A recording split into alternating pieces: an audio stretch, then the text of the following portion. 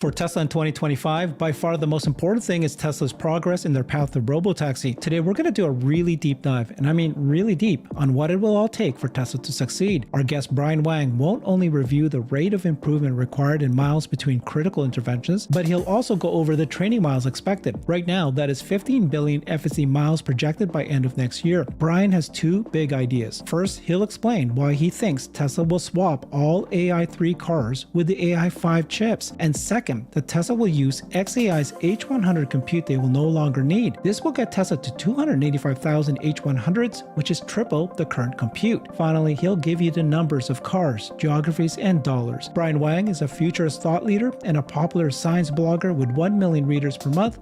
His blog nextbigfuture.com is ranked #1 science news blog. It covers many disruptive technologies and trends. Welcome back again, Brian. Appreciate you joining me. Glad to be here, Herbert. So we've been doing a series of your updates. Audience loves you because you always come with data. And today's show, I literally am a little blown away because you've shared with me two big ideas that I think few people have even brought up. So I hope if you're watching this, you'll stay and listen to those because I think they're important. Robotaxi is the most important topic for Tesla. They need us to get there. Go ahead and explain to us what you are trying to explain your story here, Brian. So, of course, we see the Cybercab, which will be released in 2026, just to show that, but 2025 is the big year for FSD and for robotaxi. And not just I am thinking this, but Brad Gerstner of Altimeter Capital, he has sold $1 billion worth of Uber to buy $1 billion of Tesla. Mm-hmm. And he, in his podcasts, on interviews, on financial news channels, has indicated this is because he believes, and his team believes, robotaxi, unsupervised, at human level or beyond, will be happening in 2025. So there is he goes over the miles per critical disengagement, which he says, this was Brad on the right, and he talks to Bill Gurley, that $1 billion bet switched over. So his team has determined that the Tesla FSD 13 is at about 15,000 miles per critical disengagement. So this is where Tesla determined that there would have been something, very serious, an accident would have occurred if the human did not intervene. There's many times when people disengage because they're impatient, it's driving too cautiously, they didn't like how it's driving, they've chosen to take over. They're concerned it might have caused an accident, but that might not have occurred. So critical disengagement is where Tesla was projecting forward using the software to say, oh yeah, that would have been a problem if the person hadn't taken over. So then Altimeter thinks that in Q1, there'll be another upgrade to get to another almost 6 times improvement, 100,000 miles per critical disengagement. And then late in Q2, in the middle of the year, it'll be 500,000 miles, which is the level of an average human. That is based on U.S. driving statistics, national highway safety, about 500,000 miles that we drive for a critical problem, where you have a really bad accident. So Altimeter, Brad Gerstner says they can remove the driver at that point, even though the difference is people driving and having accidents versus robotaxi driving and having accidents is two different things legally, right? But how would you be able to do that safely? So he believes that Tesla will have a robotaxi mode where it drives safer, more like a cautious grandmother, where it will drive a bit slower, avoid certain difficult situations. And by starting in California and Texas, that's where Tesla has more data. So if the overall situation is average human, in Texas and California, they will be even better. Gotcha. So makes sense. Okay, so before we get to the this table here, let's go ahead and show you what actually Brad said. Know about FSD 13. It's the first model they've trained on the Austin supercluster. parameter size is about 5 times bigger. And what I hear is that Elon's priorities around it are safety, safety, safety, safety. He wants to be able to understand different driver modalities in different situations. The metric which they use is MPCI, miles per critical disengagement. My partner Frida tweeted a couple weeks ago that at the start of this year, we saw 12.1 come out. By the middle of this year, when they released 12.5, it showed 100x improvement in miles per critical disengagement. And then with the launch of FSD 13 in the next couple of weeks, we expect another 10x improvement in terms of that MPCI. But here was the crazy stat for me. You're already at 1,000x better than we were at the start of this year in terms of miles per critical engagement. Now, if you do some back of the envelope, which she did in her tweet and Elon retweeted it, at launch in Q4 of this year, it looks like version 13 will be somewhere around 25,000 miles per critical disengagement. And we estimate that Waymo's right around that same level, maybe 20,000 miles. So they already caught up, we think, with Waymo. And at the current rate of improvement, in Q1 of next year, they could be at 100,000 miles per critical disengagement. By the middle of next year, 500,000 miles per critical disengagement. Now, just to put this in perspective, there's a human accident every 500,000 miles. There you go. Okay, that was what he said. And then Elon replied to him saying, coming soon. Right. Yeah, so this is a huge thing, not only for the fact that unsupervised robotaxi will be here, but that the quality will be constantly improving every month, every 3 months, where the system would be far more usable by people. They'll say, okay, I don't feel nervous about it. Because when I go 3x from 3 times more accidents than a regular person, that's basically equivalent of a new teenage driver. Mm. So right now we're below a new teenage driver with the SFD systems. So that's why people feel nervous about it. It's because it actually feels like that bad driver. Mm. But the range of human driving is not that wide. So when they go 5 times, they'll go from, teenage driver, suddenly they're good as human, people feel pretty good about it, better than any human in the next improvement. And that'll be like every 3 months. It's like, I'm not as good, I'm as good, I'm better. And that's what this is showing, that version 13 is getting close to, 5x, 3x, about the level of a teenage driver. And then suddenly the next improvement would be beyond average human. Okay. And then the one after that, because there'll be another one after that, that will be like far beyond most any human. Right. Okay. So this is what Elon did just say yesterday. He said that we expect that version 13, it's trending to be 500% better is what he said. Right. And there's improvements in the point releases. So they're going to say that version 13.3 is the one that's going to go wide. So that could be December or January. But then they were also saying that sometimes there's these 200%, 300% improvements in 13.4, 13.5. There could be these big gains. So the naming convention is confusing, but they did say in the last quarter earnings call, that they expect still another 1,000 times improvement. Like Brad talked about 1,000 times in 2024, and then there's another 1,000 times in 2025, which if you kind of like spread it out, which may or may not happen, then it could be like 5 times better in Q1, Q2, Q3, and Q4, which would sum up to a 625 times improvement. So it could be even better. Like some quarters might be 7 times or 10 times better.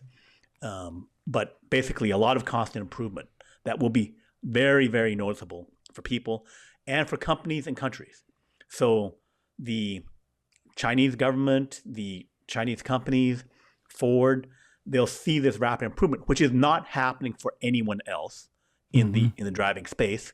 No one else has the data. No one's set up to do this. So then that goes to the licensing, that as this gets crazy, crazy good, better than human, unsupervised, then any other company that wants an actual usable robotaxi would have to then buy it from Tesla in a Model 3 or Model Y because the Cybercab isn't available yet. So that would mean extra production capacity will be used when they start selling that capability.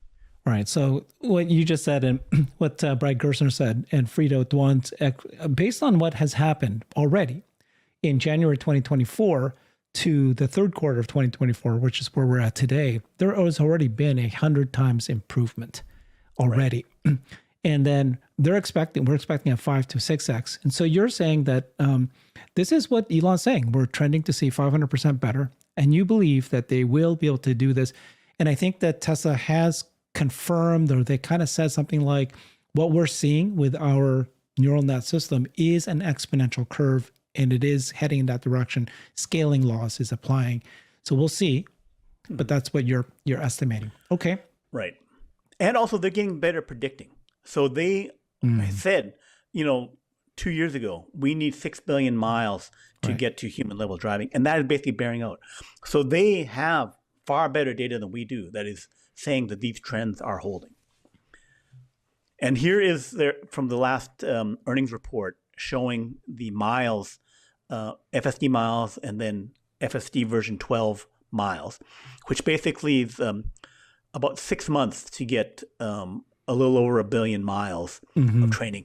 So we're in the range of 200 million miles per month. 200 million miles per month?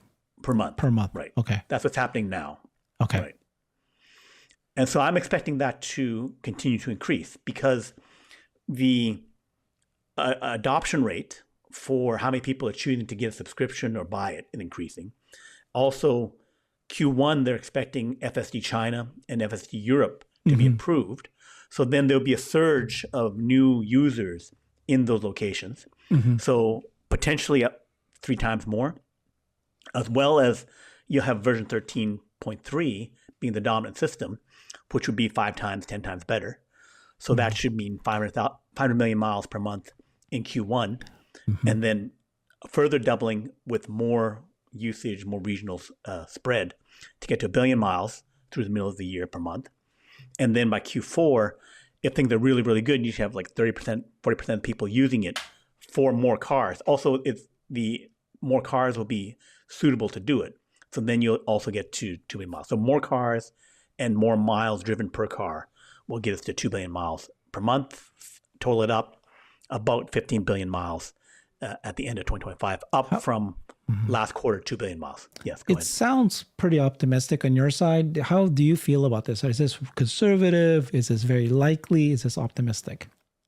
So the thing is that because it's exponential improvement, if things are delayed for 3 months, then, if I don't get to the equivalent of Q4 here, and that I'm kind of dragging out Q3, then I could be down 6 billion or 3 billion miles, and I'd be down to 12 billion, right? But that's we're already at 200 million miles. If we only doubled on average per month, so we're 400 million through the rest of the year, then that's still about almost 5 billion miles. So the range is that, if the worst case was. Gotcha. Yeah. Okay. 5 billion by the end of 2025, or plus the 2 billion where you had 7 billion. Yeah. And so just a reminder, Tesla had said before that they think that 6 billion miles of FSD is what's required for worldwide approval, for regulatory approval. Like they felt like if we had 6 billion miles of FSD, we should have enough data to show regulation that this is safer than a human. Okay. Right. So even in your worst case scenario of 200 million miles or 400 million miles, we'll still get to the 5 billion miles. Right. Okay. So one of the big things we were talking about is that Elon has said the AI5 or hardware 5 chip will come out in the second half of 2025. So we've been having hardware 3, and then hardware 4 is in about 2.5 million cars now. And then AI5, hardware 5, will be 10 times the power of the AI4 chip. Okay.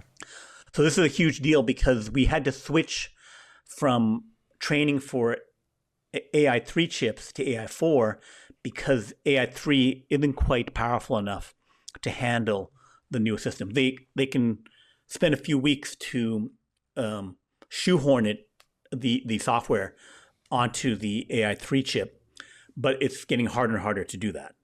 And so Elon said he doesn't know if we can get to full robotaxi unsupervised capability with AI3, and he said that we would have a free upgrade to whatever chip we needed Right. for robotaxi. And my belief is it doesn't make sense to upgrade to a modified AI4 chip if you're doing this in the middle of next year as AI5 is coming out. So then you would say, I would make whatever AI5-like chip would fit into hardware 3 and then hardware 4 so that people could upgrade. And as Søren Basher has said many times on this channel and other places, the insane amount of money that you can get from a robotaxi-capable vehicle means that Tesla would say, we'll do it. And he said, Elon said, we'll do it for free, right? So for free, hop up to an AI5. And then as AI6, AI7, those come up, you would constantly be upgrading, retrofitting the old systems because I wouldn't leave a lobotomized person, to run stuff. It makes sense to keep upgrading the brains so that they can have the most capability and the most revenue generation. Okay. Okay. So I love this idea. This is a big idea. I haven't heard it from anyone but just you. So I like your logic. I think I can follow, and I think I actually do agree with you. So let's go through this. Right.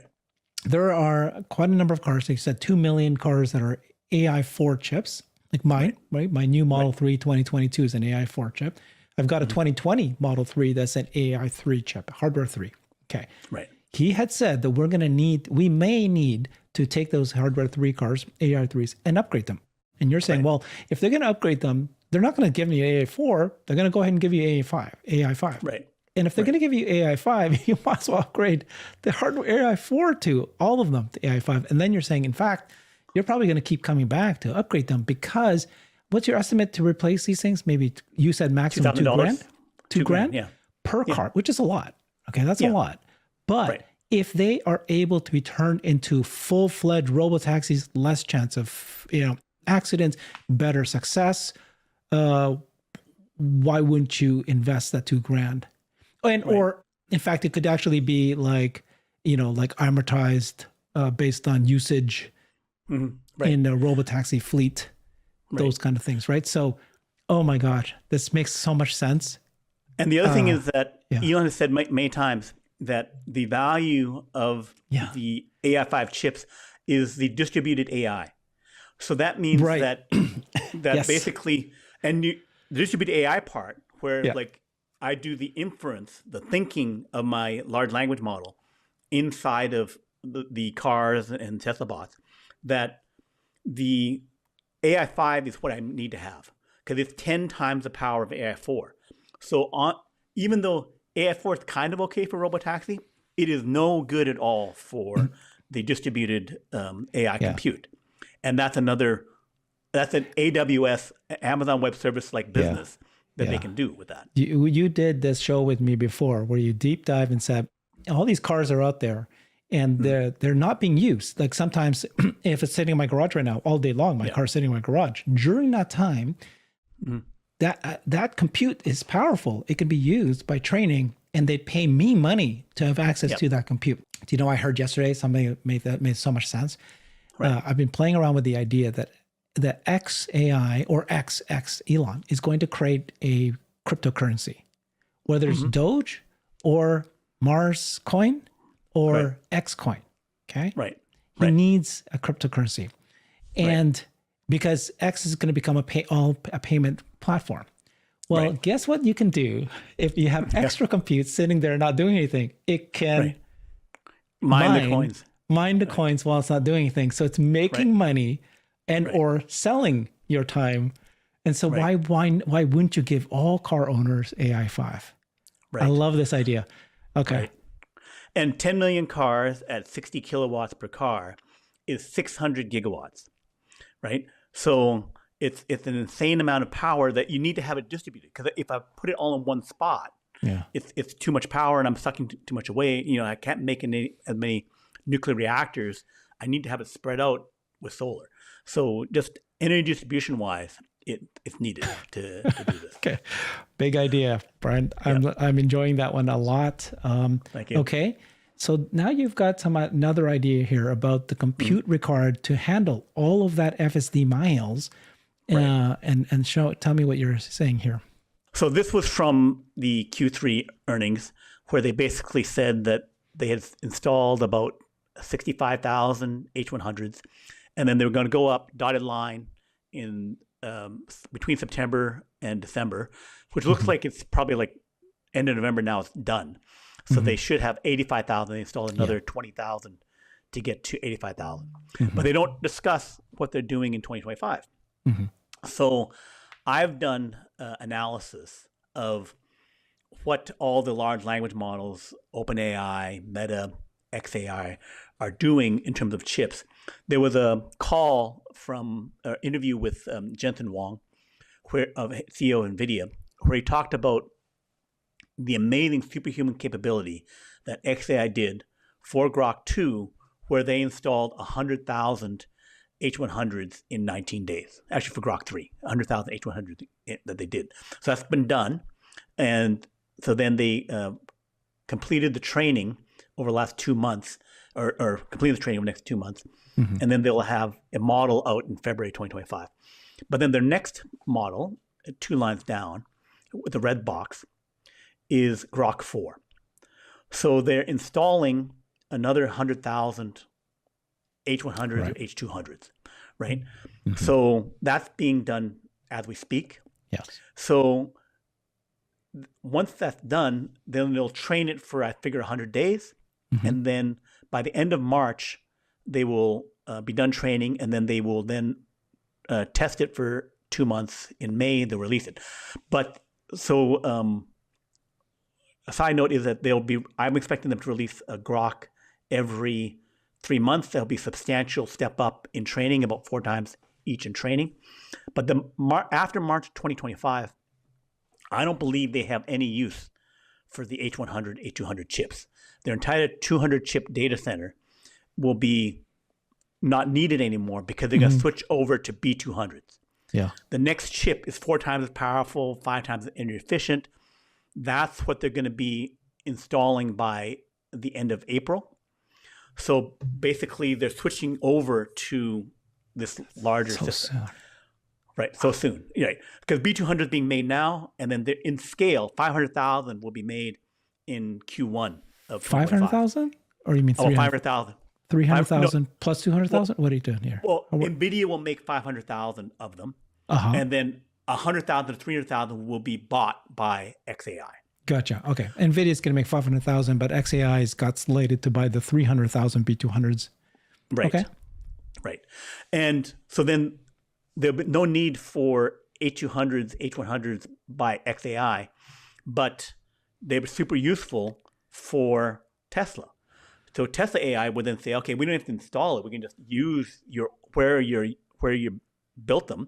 We'll just take them over. That half of the data center, we'll just use it. We'll pay you the money for energy, water, whatever the costs are, and they will buy the depreciated chips from you. And then, because they're good enough for what we need to do, we'll have triple the training from 85K to 285K, and it'll happen in March faster than they can install them. Most other places, as fast as they can install them.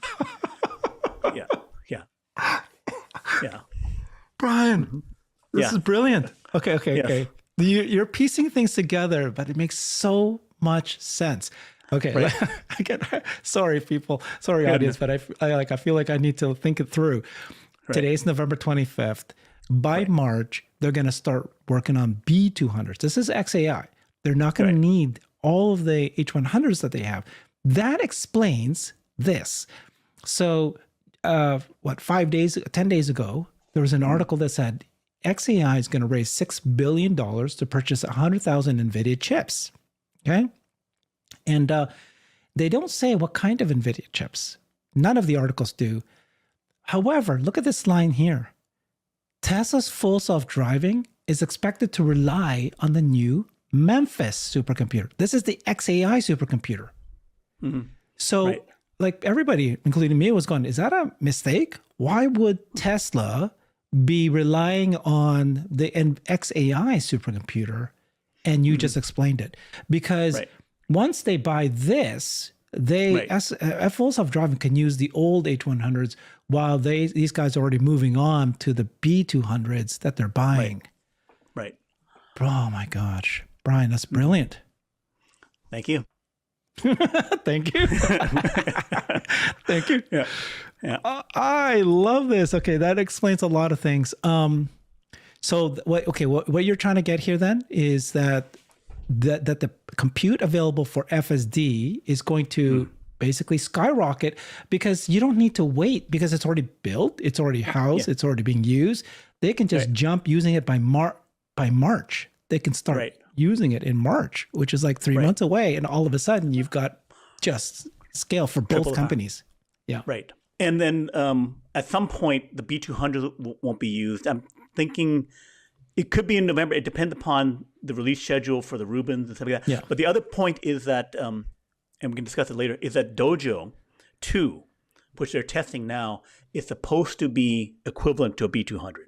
Right. So the value for Tesla is that if they're within 2 to 4 times, like half as good, a quarter as good, then they don't have to pay the 75% margin that NVIDIA charges. So basically, it costs NVIDIA $1,000. They make you pay $4,000, or it costs whatever. So once you're in the ballpark of that capability, it becomes more useful for Tesla to make their own chip. Also, you don't have to wait in line. Like if OpenAI, other companies are trying to get those whatever chips, then Tesla can get more. XAI and Tesla can get more of their own. Yeah, no, I get it. So the Dojo 2 is may come out by next year too, and that will add to the thing. That's sort of confidence that they have that maybe by mid next year they'll have enough compute, they'll have enough miles, they'll have the training moving up, and then okay, let's go on. There's more. So keep telling me what's all this. So 300,000 B200s is 40 times the compute. The compute of today. 85,000, right? So by the end of next year, whether they get it from XAI, whether they buy that themselves, the opportunity is there if they need it to get a lot more compute for 40 times. Yeah, making robotaxi a lot better, making Tesla bots a lot better. That real world training is something that's available to them at some point, right? Late next year. By next year, which is 1 year from now, you're going to get 40 times the compute, and it's already there. Like they're already working today on the 300,000 B200s for XAI. And if they give that to Tesla, then this is 40 times the compute by next year. So, boy, that's important. Okay, and then Dojo 2 is in production, and that's equivalent to that. Dojo 3 is late 2026. Okay? Yep. So, and then, so that Elon has said at the All-In Summit that late 2025 was when he expects volume production of the new Dojo 2 chip. Okay. So how fast and how big, how much money are we talking about for all these FSD and robotaxi? Now they have all that training and all that compute. So because they get better and better, they will get approval from regulators from China, from Europe, the rest of Asia, rest of the world. They'll have the 4 million, because they'll be making another million and a half cars by the middle of next year. So they'll have 4 million or so hardware 4 capable chips. And then at some point they upgrade, probably late next year, the hardware 3 cars. And then by the end of 2025, if all the cars are upgraded, you'll have 10 million cars by the end of 2025, all converted to a hardware 5 capability. This is a bit contrary to what you're saying, because when is hardware AI 5 going to be available? And why would you so you think that a million halfway through, they're still going to have to give AI 4 because AI 5 is not available. But once AI 5 is available in the second half of next year, then you'll update the hardware 3 cars at least. Right. With AI 5. Hardware 3 cars with AI 5s. Right. Okay. And then, so then you'll have 10 million capable hardware 4, that's hardware 5. And as you can get enough AI 5 chips, you would then say, okay, now we'll also upgrade the AI 4 cars. Yeah, later. With that. Later. Right. But it's a timing thing, production, it's unclear how fast you can do that. And then the $30 billion per million cars is, if I have a million FSD robotaxi capable cars, then if you drive 50,000 miles with them, $2 per mile, that's $100,000 per year. So that would be 100,000 times a million is $100 billion of revenue. So then it gets split between Tesla, the owner of the car. If there's a third party managing something, that money's split. So you can say ballpark $30 billion of profit to Tesla for those million cars. And that would be per year in a high usage robotaxi scenario. For I'm just selling you the robotaxi, then it's profit from the car, $8,000 plus FSD costs plus whatever share of that network robotaxi per mile usage is, which we don't know. So it could be a bit less, but it's still a lot of money, far more than they make per car now. Yeah, you're not saying that that's 2025 though. That I don't think you're gonna have 1 million. You'll have you can easily have 1 million robotaxi ready cars because you're including all cars, not just the new cars built. Right. But how many will they actually have in actual service? Do you think? There's no way it's going to be 1 million cars available in 2025. Maybe a couple of years later. In the ideal scenario, everything goes absolutely perfect, where we have a better than human car in the second half of next year, and the Chinese companies, and in particular, like Apollo Go, whatever they got, Didi, they bought. So if everything aligned perfectly, but more likely 2026 or later. Yeah, theoretically, it's a flip of the switch. Right. Yeah. Wow, Brian, this is. Anyways, your just point is that the revenue is so high per car, per million cars, that why wouldn't they upgrade all cars? And then they've got the compute, they got FSD, they got the scaling laws. And so it should theoretically, they should have enough compute to be able to scale the miles between critical interventions. Right. Yeah. So I'm saying that we'll have really, really good FSD. It'll get better and better, and that will be more and more profitable.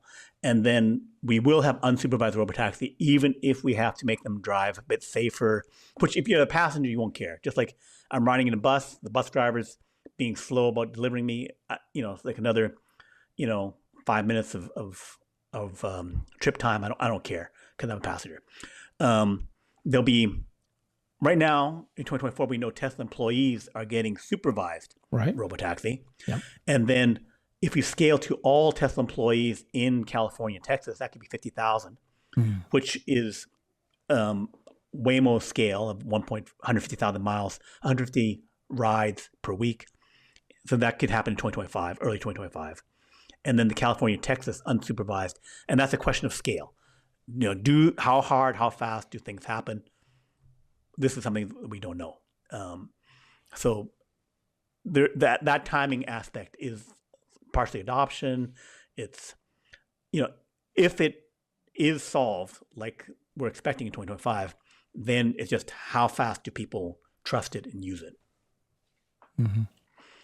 And then part of how fast and how big is there will be, and Brad Gerstner talked about it, there will be people and companies who will service the robotaxis, where if you use your app and say, okay, take my car for the weekend, I'm going on a trip, I don't need it, then there could be third parties to do the cleaning, the servicing of the robotaxi in between trips, so that you as the owner of the car don't have to deal with a messy car, deal with charging, do other things.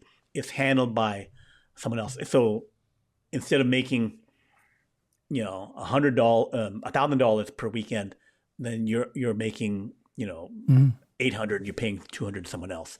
And then does Uber, Didi, all these other companies, they pretty much need to buy Tesla cars with FSD, next year, because this will be solved. There's no other company that's making a robotaxi capable vehicle. So, and I'm saying that the Waymo vehicles aren't, they're 25,000 miles per disengagement now, 20,000 miles, as Brad Gerstner said. And, he's, in the game investing in those kind of companies. So he would get more data than we do. So they're not improving that speed. Their LiDAR is stuck. They're not getting a lot more miles. It's not improving. So if you want the 500,000 per mile per critical disengagement robotaxi, or the 25,000 mile one, that 20x difference, your only option will be to buy a Tesla vehicle from the middle of next year onwards. Yep. Yeah. Yeah. Yeah. So the not overtax the difference. That the miles per disengagement metric is something that would be the difference. It's like a 500K, a million mile one, a 10 million mile version. The only one improving it 5 times per quarter will be Tesla. Yeah. All right. So I love this. Obviously, there's a few ideas here that I think was breakthrough ideas. It still ends up requiring the miles between critical interventions has to scale. Right. And this is what everybody's banking on, is whether or not this slide here is going to happen. Let's put it here. So here we are in the fourth quarter of 2024, version 13. This version 13 is supposed to go out this Thanksgiving. Or I think some employees already have it, right? And yeah, it's unclear. Yeah, Elon is saying that it's trending to 500%, which is 5 times better. So he's seeing that it's happening. That's version 13. And if that happened, look at the jump between the third quarter to fourth quarter. It's a 5 times improvement. And that is proving out that there is this. And then what you're saying is, well, imagine what happens when you have version 13, which means more people will want it, more cars. So by the second half of next year, there should be more compute. And that's all that compute, maybe you're going to get that next 5 to 6 times improvement. And that gets you to human driver. And that's why they feel, so we're really only 5 times away, because some people are saying that we're so far away from getting as safe as a human. What's your thoughts about that? Well, the thing is, it's all very more predictable by the Tesla AI team. So they made tweets in posts in September saying, here's what we're going to do in October. And then they delivered all major items in October. Then they had another follow-up and said, here's what we're going to do in November. And they're delivering. So their ability to know what's happening is very encouraging. So that they know, if we do this much more compute, there's more miles, then here's what's going to happen.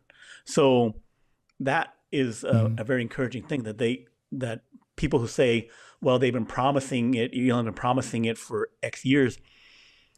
But when he did that, he didn't say, in a month, we're going to do 10 impossible things.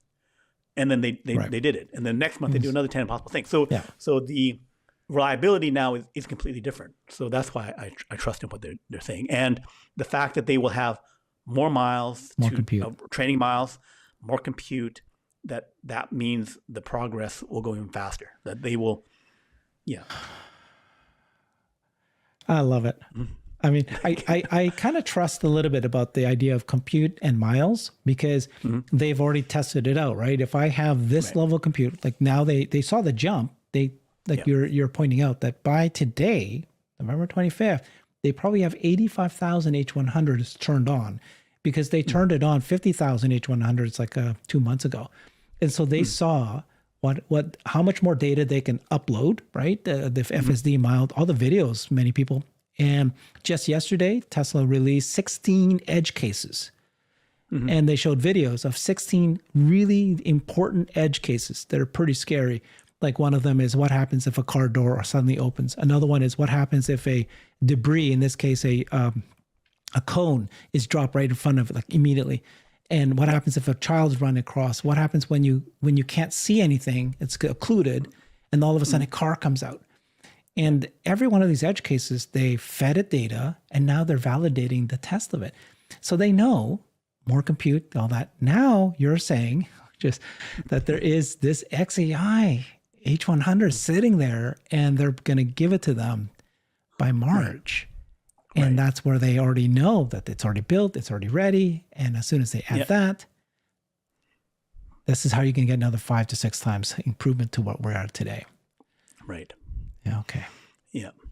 So it's a very exciting time where a lot of things are improving. Like the people who assume that it's going to improve at the same rate, like why would it improve at the same rate if you have 3 times as much compute, 40 times as much compute, 10 times as much data? Yeah. Yeah. By the end of next year, 40 times as much compute, and you have 10 times as much data, and gathering it even faster, and then why would anyone catch up when no one else has 1/1000th the data? Yeah. So yeah. There you go. 40 times more compute by the end of next year, 10 times the data by the end of next year. So even if it doesn't happen by mid next year, then by the end of next year or following year, the chances are that we're going to get these improvements. Right. Okay. This was good, Brian. Thank you. Thank you. Love it when you come with information, data, and actual believable forecasts, not just these, pie in the sky folks. You have logic in yours. So if you guys think that there is something that he's mentioned that doesn't seem to be right, please share that comment with us. Follow Brian. You got to check him out. His site is called nextbigfuture.com. Follow him on his X account as well. Thank you, Brian. Thanks, everybody. Thank you. Bye-bye. I've created a website that is the most comprehensive resource for the Tesla investor. Please check it out. Simply go to my website at herbertong.com.